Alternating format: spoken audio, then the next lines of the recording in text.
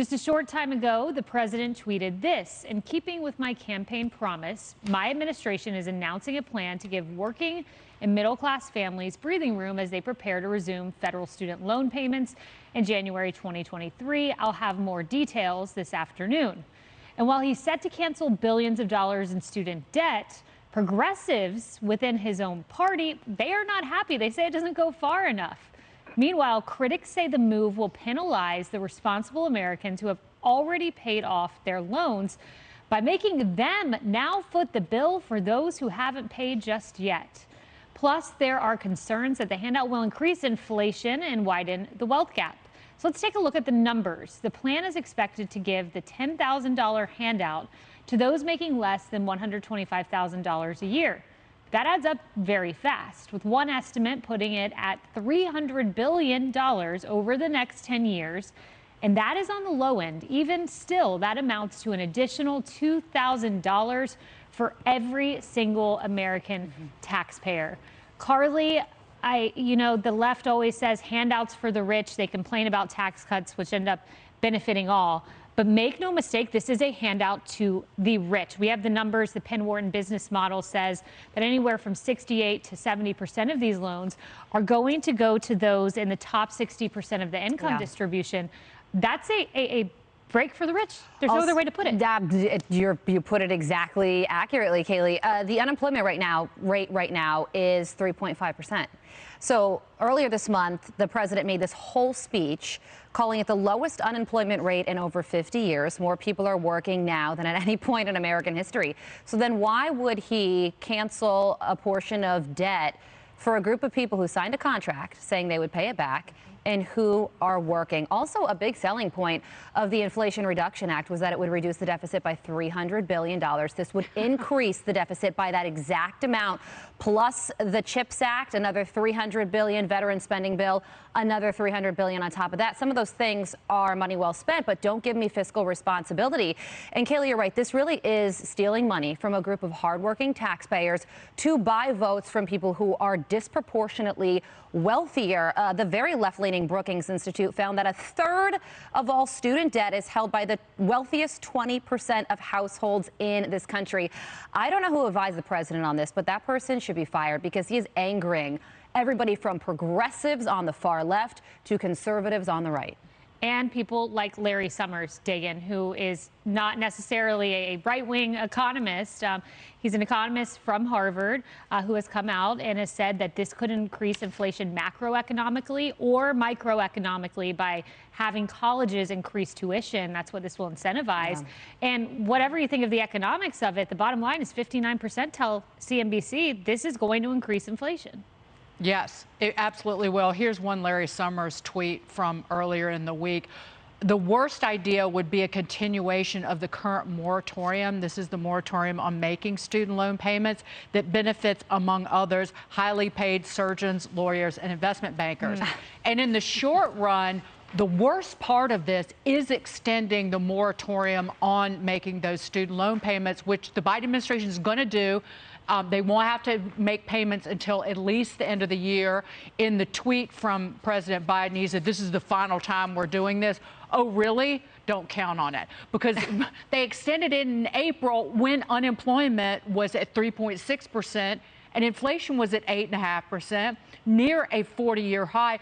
This does nothing but make the Federal Reserve's job that much harder to fight inflation at a time when inflation is the hardship that people are feeling.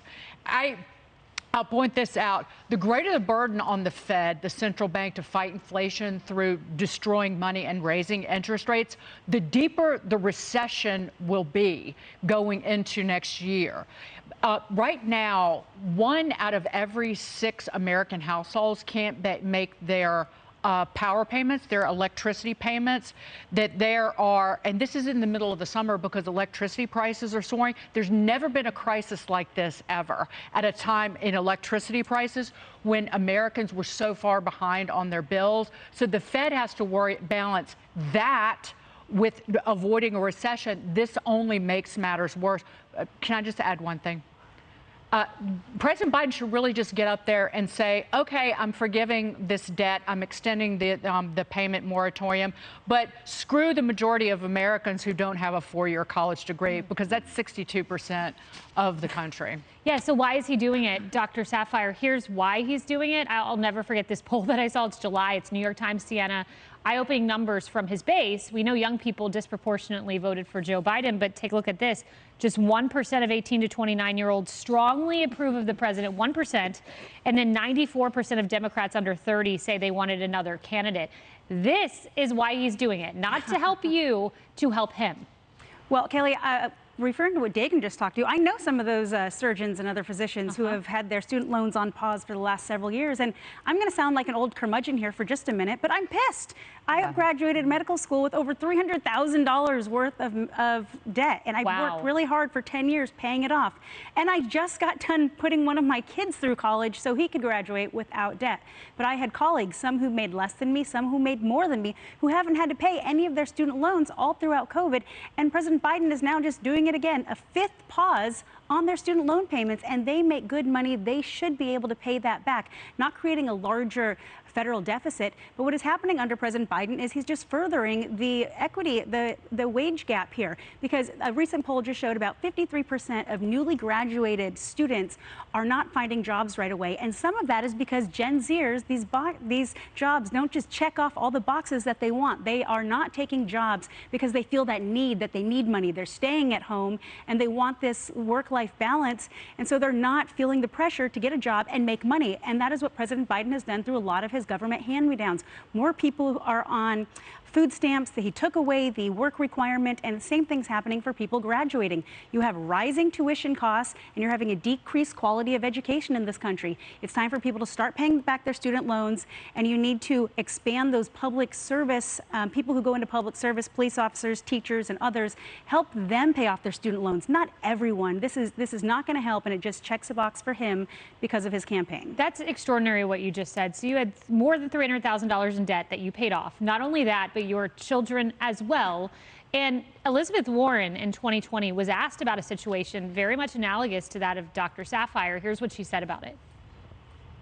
My daughter's getting out of school. I've saved all my money. She doesn't have any student loans. Am I going to get my money back? Of course not. So you're going to pay for people who didn't save any money, and those of us that did the right thing get screwed. No, it's not anybody got screwed. When we started, of course we did. My buddy had fun, bought a car, went on vacations. I saved my money. We did the right thing, and we get screwed. Douglas. Yeah, that's exactly right, isn't it? The people who did the right thing are going to get screwed over this. And the people who decided not to save and much more are going to get a little handout. One of the things that always confuses me about this, the issue of student loans in the US, is it's always talked about as if you're giving this generation a sort of breather, or you're going to give them a kind of leg up. They never talk about the reality of it, which is that what they're doing is making successive generations of Americans have to pay for this one. Some point this stuff has to be paid down. I mean, much as I think the Biden administration might disagree with this, you just can't keep borrowing and borrowing and borrowing. Even the US can't just keep borrowing and borrowing. And if you get into this kind of debt, and if you say, look, personal debt can now be taken on effectively as national debt, you just go through this cycle of passing the blame on to future generations. It's not decent to this generation. And it's really indecent to the generations coming after us. And is it even going to work politically? You know, we talk about this backfiring on the country when you have the head of the NAACP, Derek Johnson, he's the president, saying if this is true, we've got a problem, because he's asking essentially for more. Yeah, this is what is so perplexing about this, is that, like I said, it really does anger groups of people and across the political spectrum. And you brought up that poll that shows that the president is extremely unpopular among young people. Those are the least reliable voters. So why would he then be trying to, and let's get this straight, buy votes from that group of people? Also, why $125,000? You get your student loan canceled if you're making a 6-figure salary. Are you kidding? Imagine what that looks like to somebody who has a blue-collar job, didn't go to college because they couldn't afford it, and now they recognize that they're going to have to pay for a rich person's student loans. Yeah. It's a quarter. How's that going to pay? It's $250,000 for a couple. Yes. $250,000. So it's not just, and I use this, I selectively chose the word screw because I get accused of being so angry on TV. You're not angry. And so I will say this with clenched teeth, seethingly. But it's screwing people who didn't go to college. It's screwing people who paid their own way. It's screwing the parents who paid their children's own way. And it's screwing anybody who is under the burden or trying to deal with the burden of inflation Douglas, right now. the electrician, the plumber, the trade worker, who, by the way, these were Reagan voters who then became Trump voters who are now Republican voters, and this is likely to entrench that. Right, and why are they meant to be bailing out people better off than them? It doesn't make any sense. But the other thing is that, as you just mentioned earlier about the Larry Summers quote, one of the scandals in this country has been the escalation of student fees. The universities should be given an incentive to pull the fees back.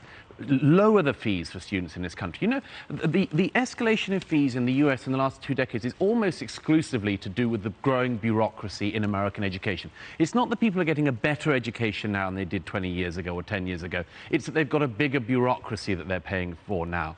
That should be brought down. The universities should be encouraged to bring it down. And this, as was just said, is likely to just encourage them to keep floating the cost of tuition up. Where's my bailout? The next generation. Where's my bailout? Yeah. And Senator Tom Cotton posted a tweet saying Biden is telling every college in America to raise tuition by $10,000. We saw what happened with electric vehicles when the tax credit came in. EV prices went up accordingly. That's exactly what's going to happen here.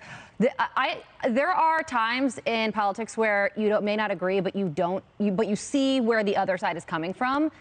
This is one that is completely perplexing to me. Because it's purely political, which is why But it may it's not even work. The perplexing. politics of it may not even work. It may not. We will see. 2:15 p.m. President Biden set to announce this. Hey everyone, I'm Emily Campagno. Catch me and my co-hosts Harris Faulkner and Kayleigh McEnany on Outnumbered every weekday at 12 p.m. Eastern, or set your DVR. Also, don't forget to subscribe to the Fox News YouTube page for daily highlights.